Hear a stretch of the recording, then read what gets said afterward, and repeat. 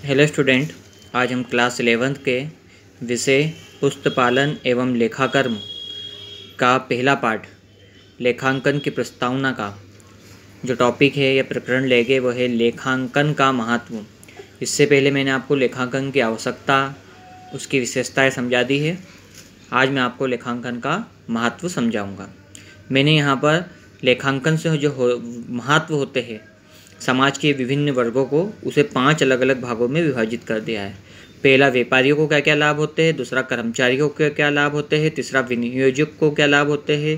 चौथा, सरकार को क्या लाभ होते हैं। और पांचवा, उपभोक्ताओं को क्या लाभ होते हैं। सबसे पहले कर्मचारी को क्या लाभ होते हैं।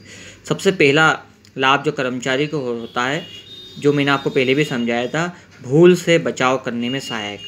हम जानते हैं कि व्यक्ति का ये स्वभाव होता है कि वो कुछ समय बाद अपनी हर बात याद नहीं रख पाता है, लेकिन अगर उसी बातों को वो पुस्तकों में लिख लेगा तो वो बातें उसे हमेशा याद रहेगी और बहुत समय बाद भी जब वो पुस्तकों को खोलेगा तो वह आसानी से उन पुरानी बातों को देख सकता है। तो व्यापारी को जो पहला लाभ होता है वो होता है भूल से बचाव होता है।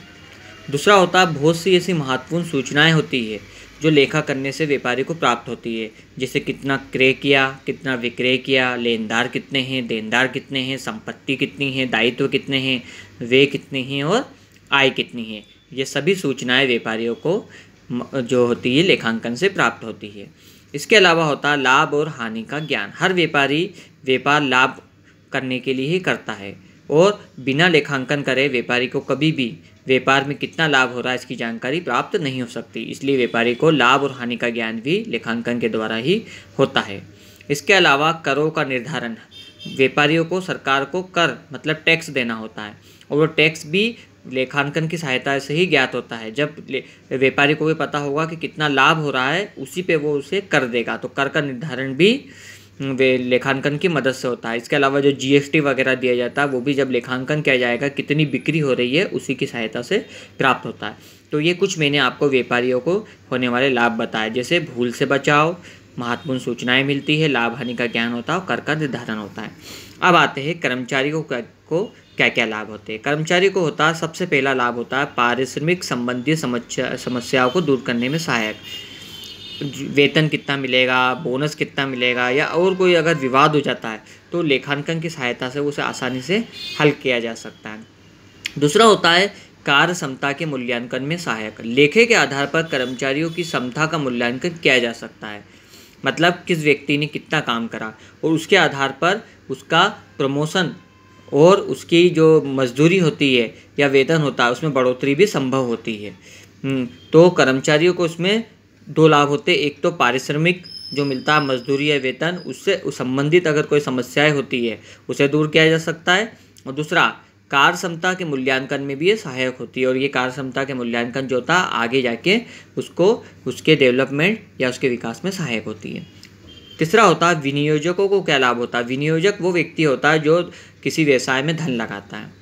मतभेदों, पहला लाभ होता है मतभेद को दूर करने में सहायक। लेखे के आधार पर विनियोजक या किसी लेनदार से हुए मतभेद को दूर किया जा सकता है। विनियोजक ने जो जितना पैसा लगाया था, अगर वो और व्यापारी या कंपनी के बीच में किसी तरह का कोई मतभेद हो जाता है तो वो लेखांकन की सहायता से क्या कर सकते हैं, हम उसे दूर कर सकते हैं। दूसरा है आवश्यक सूचनाओं को प्राप्त करने में सहायक। ये सबसे ज़्यादा ज़रूरी है क्योंकि विनियोजक जो होता है वो व्यापार में धन लगाता है, इसलिए वो चाहता है कि उसे भी समय समय पर व्यापार से संबंधित आवश्यक जानकारी प्राप्त होती रहे। मतलब व्यापार के पास नकद कितना है, उधारी कितनी है, लाभ कितना हो रहा है, वो लाभ पहले की तुलना में बढ़ रहा है या कम हो रहा है, ये सभी जानकारियाँ होना जरूरी है और ये सभी जानकारियाँ विनियोजक को लेखांकन की मदद से मिलती हैं।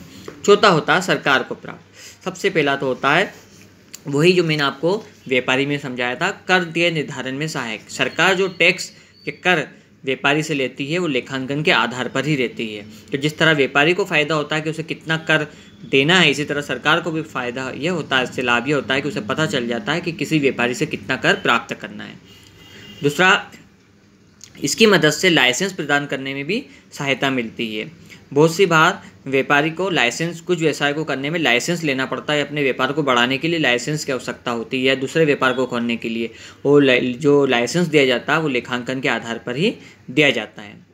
इसके अलावा सरकार बहुत सी बार कुछ तरह की सुविधाएं सब्सिडी वगैरह देती है वो भी लेखांकन के आधार पर ही प्राप्त होती है।